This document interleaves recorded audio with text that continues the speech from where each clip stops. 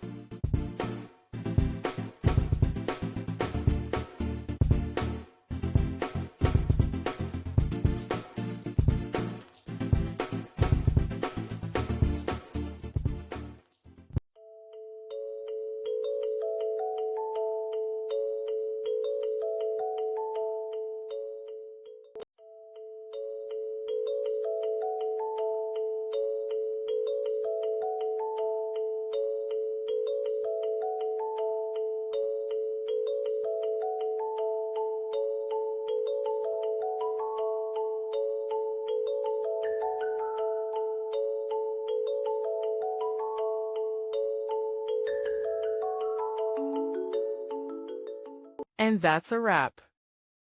I hope you found the answer you were looking for. If you did, take a second to hit that subscribe button. It really helps out. And let me know in the comments which solution worked best for you. See you next time in the debug zone.